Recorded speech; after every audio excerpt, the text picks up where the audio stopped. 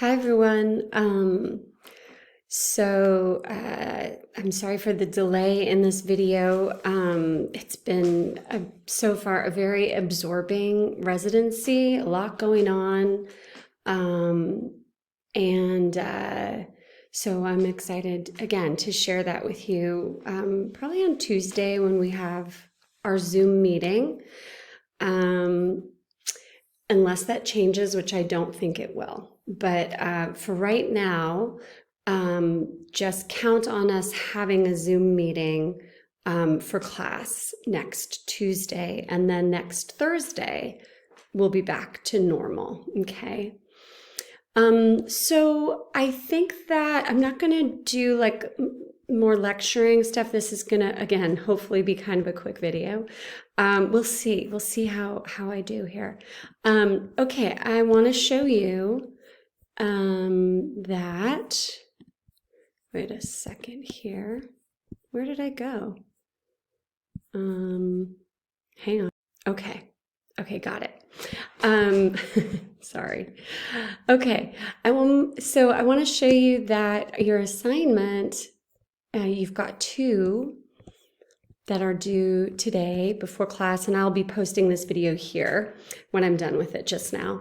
You have your at-home prompt, which is a longer 500-word piece. And, and then also this, which is brainstorming. And you can find both of those are on Gaucho Space.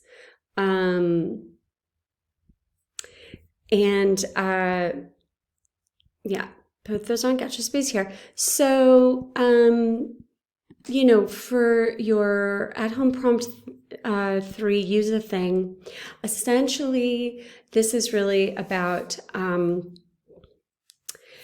thinking about something personal, someone personal in your life, a parent or a guardian figure, and a specific aspect of an inherited trait. And when we think about the word inherited, that can be interpreted in different ways, right? So inherited trait could be like a genetic trait, like, my eyes are blue and I kind of look like my grandmother's side of the family, and on my mother's side. And so those are inherited physical traits, right? And then there are other things, like I know that I kind of laugh. My laugh kind of sounds like my mom. But is that an inherited trait, or is that a trait that that has been sort of passed down to me through our relationship, right? And again, that's sort of just more of a physical trait than it is maybe something a bit deeper, right? Where you're thinking more about something that sort of maybe causes you a conflict, right? One other thing I'll share about my mom that she would, if she was here, she would say it herself, is that we call her kind of a Pollyanna sometimes, right? And meaning that she is ever an optimist. And there can be really good parts about that. But there can be other parts that are more challenging, where sometimes there's not a willingness to maybe look at some of the harder things, right? Or be able to really dive down into those. And so that can be a challenge. And so, I like to think that I'm not like my mother, right? I like to think that I am, a person who runs right into the hard stuff, right? But at the same time, sometimes I find myself doing that like very optimistic kind of Pollyanna thing. And I go, interesting, like, what is that, And so I'm curious about that, like, right? So that would be, for example, I could write about my blue eyes inherited from my grandmother's side of the family, and then I could write about who my grandmother is and who her side of the family is, and maybe things that arise out of that, right? My relationship with my mother's side of the family, for example. Or I could, write about, my laugh and, maybe things that my mother and I laugh about or don't, right? I wonder what an angle to that story might be. Or I could think about this sort of idea of being a Pollyanna and how, is that something that that I am wanting to sort of reject from my life or respond to, and how does that play out in my life in different circumstances, and the way that I engage with the world, right? So lots of things. You could even, write about an object, that is, sorry, I had a pause there. Something was going on. You could write about an object. Artifacts can be really useful.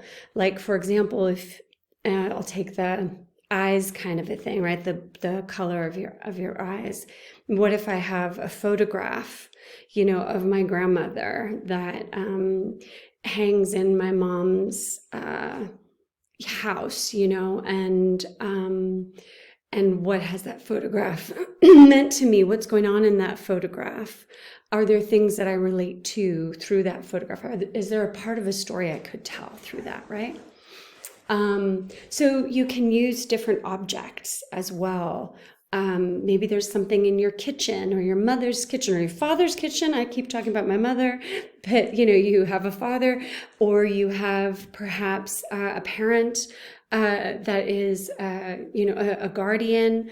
Perhaps you live with your grandparents or grew up with your grandparents, or family, friend. There's many different ways, right, of growing up. There's many different forms of sort of parental relationships that we have that have influenced us, right, as we have grown up. So, all of those forms of being parented or not parented. I have other stories of not parenting. I chose that one about my mother, but I could go a different direction and I could write a story about, the not parenting, that existed in my world. So there's a lot of different ways you can approach this, right? You don't need to feel like you have to overshare, it's up to you. You can write as intimately or a little bit from a distance, but really keep in mind that what I'm asking you to do here is to find different ways to bring in and approach a story, right? And so you can think about this as sort of a scaffolding into your personal narrative. So if there's something that you're thinking about that you might want to write about, that you're writing about for your brainstorm, you could kind of try and work this in there somehow, see how that works. Okay. Okay, let me make this smaller. Okay. And then the other thing that you have is your brainstorming. Okay, which is here, and I see a few people have already put their brainstorming down. And then on next Tuesday, we'll go over some of these story ideas, and I will also give you some feedback on these ideas, okay? So, you can be very detailed with this. You can also be more vague, but think about a story, okay? That's the most important thing. You've got topics, right? Topics are important, but also make sure you try and connect them to some kind of a story, because that's going to be useful to you. And if you think about it in terms of the assignment, you might think about a topic, you might think about a story that comes to mind, and then you might actually add in some details about, are there elements, like are there things or are there scenes, right, that you think about? And you can add as much of that in here as you want to, okay? It's up to you.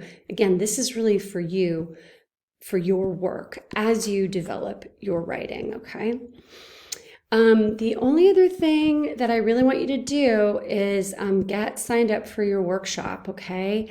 And I think looks like we got reconfigured here. Looks like we've got the brave souls here. Kaden, Skylar, Lauren, and Jason are brave souls that have signed up for the personal essay workshop first. And then we've got Thursday's spots, one more for Tuesday. And so everyone who hasn't yet signed up, you're kind of bumping down here to this literary journalism workshop, which is totally fine. We're going to have a lot to go over, okay? And we can be flexible about this a bit as well, right? If you sort of change your mind, I think there's enough for 8, 12. Sorry, for 12. Actually, I might be missing a spot. Don't make me do the math. Okay, in any case, sign up, all right? And that's really all I have to say for now. Where am I? Here I am, okay. I'll have this information and your readings and stuff up for Tuesday, probably by tomorrow. And so, again, it'll be pretty much like what we've had. I'm going to have a couple readings for you. I'm going to have some exercises that are going to start developing your piece.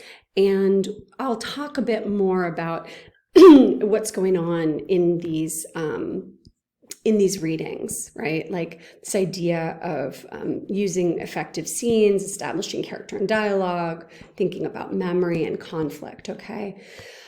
So we'll go into that a bit more. All right. I hope you guys are having a great week. I look forward to seeing you on Zoom on Tuesday and then back in class on Thursday. And yeah. Have a good one. Okay, I hope you're having a good first week. Take care.